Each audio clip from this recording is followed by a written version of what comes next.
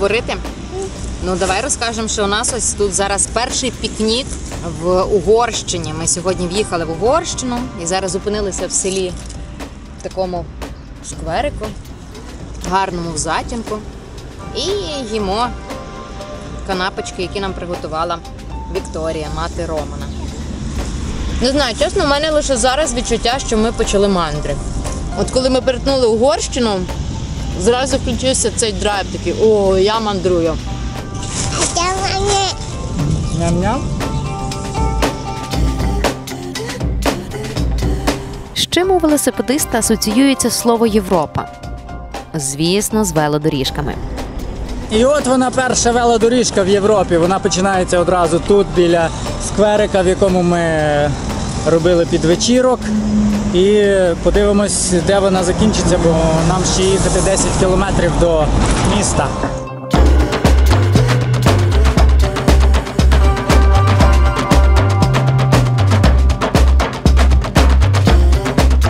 Велодоріжки в Угорщині почалися майже одразу. Хоч вони тут не всюди і не однакової якості, проте після повної їх відсутності в Україні нам цього було більш ніж достатньо.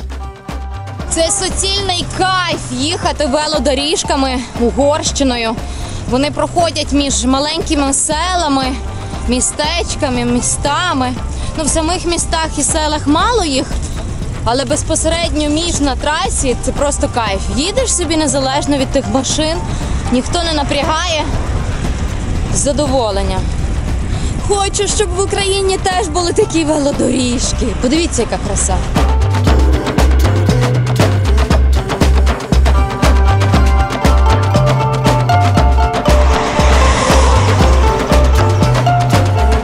Яка не сяка, але є хоч якась інфраструктура тут для велосипедистів. От, наприклад, світлофор.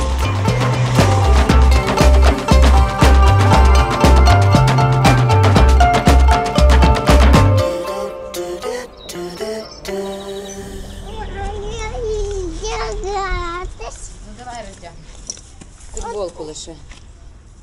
Перша ночівля тут в Угорщині відбулася прекрасно. Ми заїхали в місто за 45 кілометрів від кордону і шукали місце, де б тут заночувати, і стали тут в одному пансіонаті. Нам дозволили за 2000 цих форінтів поставити намет, був душ, все дуже гарно було. Марко ще зранку побавився з господарями, покопав м'яча. І ми готові їхати далі. Ху-ху! В перші дні в Угорщині ми вирішили не поспішати з диким кемпінгом. Себто не ночувати в наметі будь-де самостійно, не знаючи напевно, чи це дозволено тут. Однак, як завжди, намагалися знайти дешевий варіант. Одного разу навіть пощастило з безкоштовною, але цілком легальною ночівлею. Вчора ми дорогою їхали вже під вечір і шукали, де б заночувати. І тут якісь такі села, трошки дивні, малесенькі, нічого нема. І раптом дорога вказує, що є якийсь збоку пансіонат. Ми заходимо туди, а це не пансіонат, це цілий замок. І всередині леви, левиці, розкіш. Ну, Ладя каже, можна вас тут десь намет поставити? Дівчина каже, почекайте, зараз подзвоню. Подзвонила кудись, каже, ну, там є недобудований будинок, ось цей от розкіш недобудований, можете там ставити намет.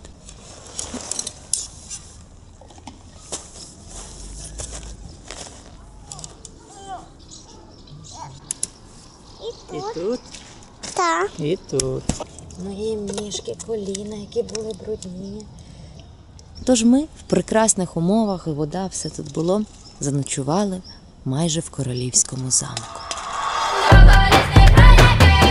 Наступного дня ми дісталися першого великого міста, яке особисто для мене є особливим.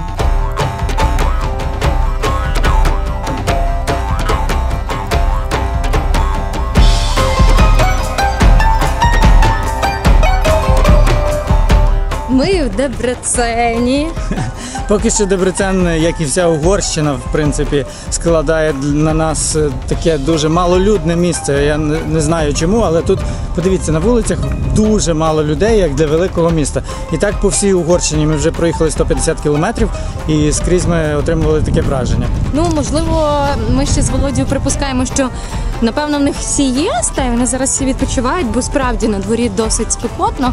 А ми в пошуку якогось закладу, де б поласувати чимось національним. Зараз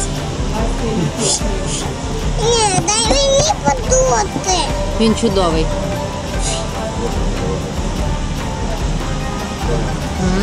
Дуже смачний. Мама, мені теж Дебрецен подобається. Так, ти знаєш, що мама прожила колись в цьому місті півроку, коли їй було 5 років. Я, правда, майже нічого з цього не пам'ятаю, але ми з батьками жили тут, бо в мене тато був військовий, їх направляли сюди служити. Ну, я зараз ходжу по Дебрецені, і я нічого не пам'ятаю, хоч мені було років 5. Маркусь, а ну стрибни на зелений. Добре. А на жовтий? Молодець. А на синій?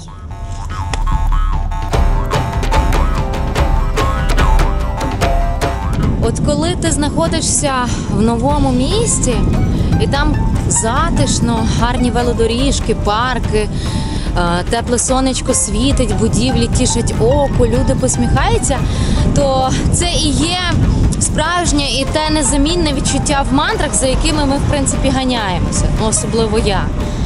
Ця вся новизна, це все незвідане. Ось зараз 8 ранку, і ми вирішили піти в парк місцевий тут в Дебрецені. Він шикарний. Ми вчора ввечері там були, але оскільки було темно, то не змогли вам нічого показати. І ось сьогодні вирішили знову туди поїхати. І на душі таке щастя, просто неймовірне щастя. Всі ці просто велодоріжки додають абсолюту початку цього дня. Одним словом, я щаслива.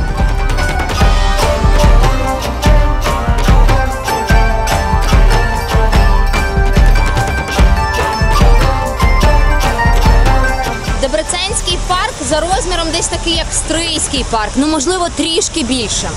І коли ми приїхали в Стрий, нам сказали, наш парк почали окультурювати.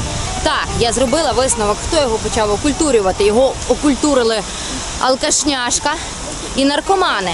А тут цей парк справді окультурили. Ви подивіться, і озера, і качки плавають, і для дітей все, що завгодно є. Ми вже тут не приїдемо, але нічого. Я дорозкажу все, що я хочу сказати. І що мені подобається, чим угорці дуже класні, що вони парк перетворили в справжню атракцію. Довкола парка і навіть всередині парку є кафешки, ресторани, готелі, кемпінги, все, що завгодно. Тобто ви приїжджаєте і потрапляєте в такий природній, культурний і комфортний осередок в центрі міста. Чому в нас не роблять таке? Українці, агов.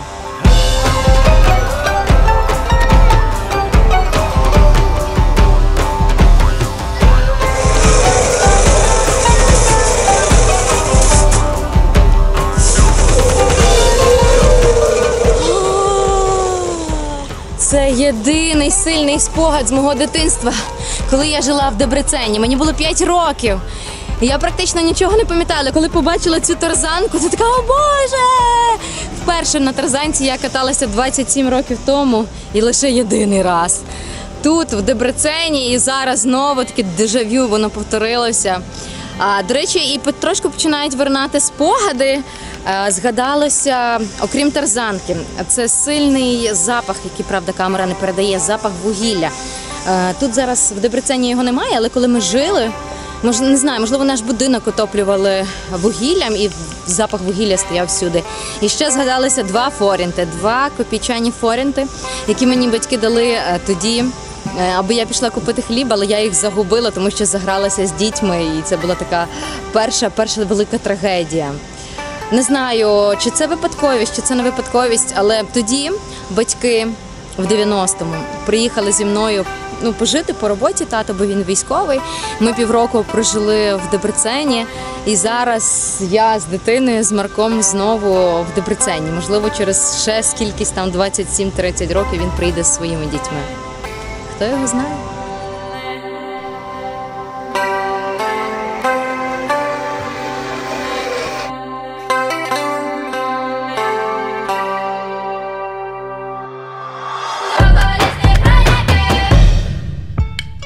Дебрецені ми зупинилися у велетенському кемпінгу на околиці міста. Вартість ночівлі тут 4000 форінтів за 2 осіб з наметом.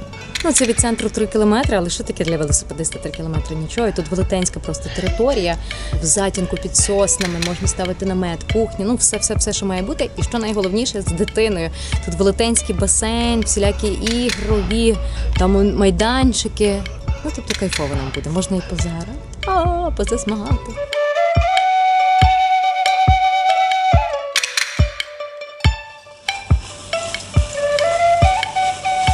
Тут ми пробули 2 дні, після чого рушили на захід. Дорога до Дебрецена та й саме місто вселили в нас впевненість, що так буде по всій Угорщині. Комфортне пересування по велодоріжках, але, як виявляється, не скрізь воно так. Зараз ми рушили до озера Тиса, це на захід від Дебрецена, і тут немає велодоріжки, хоча це дуже дивно. Дорога, крім того, досить вузька і насичена трафіком. Особливо спочатку, перші 10 кілометрів було так. Зараз вже легше. Але дорога доволі якісна і це дозволяє їхати швидко. І ми впевнено просуваємось. Попереду озеро Тиса. Угорщина – рівнинна країна. За Дебреценом почався майже степовий ландшафт з прямими, як стріла, дорогами. Після карпатських підйомів тут їхалось легко і швидко. Однак натомість прийшла спека. На дворі, до речі, плюс 35. Ну це так, між іншим. Просто щоб передати всю прелість цієї дороги.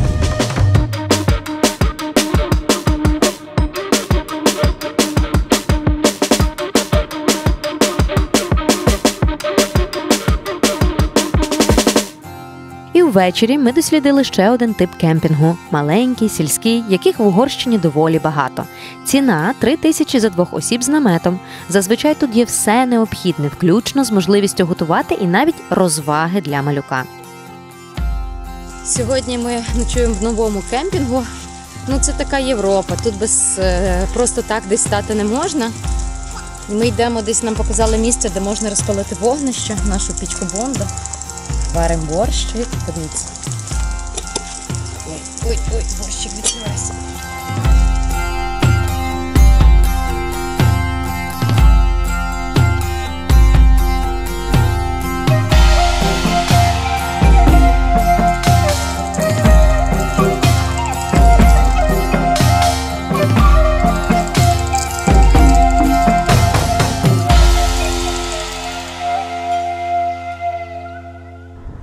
І от нарешті дикий вид кемпінгу вперше в Угорщині.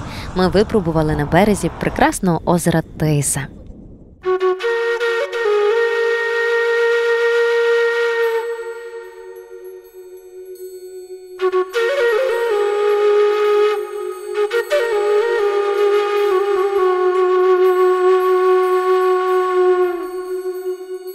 За популярністю і розмірами Тиса значно поступається знаменитому Балатону.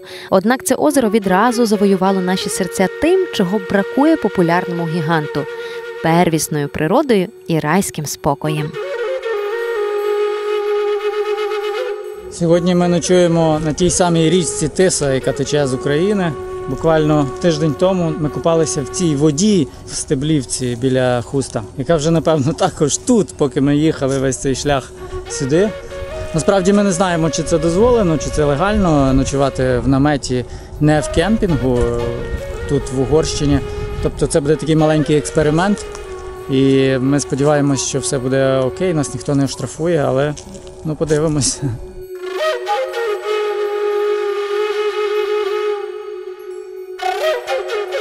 Тут довкола озера дуже багато різних кемпінгів, таких цивілізованих кемпінгів. Але ми все ж, коли сюди приїхали до одного з кемпінгів, в якому думали зупинитися, побачили біля озера такі місцини для рибаків. І врешті-решт ми зрозуміли, що а чому б не зупинитися тут, в дикому кемпінгу. Ну, якщо до нас хтось підійде, якщо нас скажуть, ой, тут не можна, то ми підемо. Але врешті ніхто до нас не підходив, ми заночували і все чудово, їдемо далі.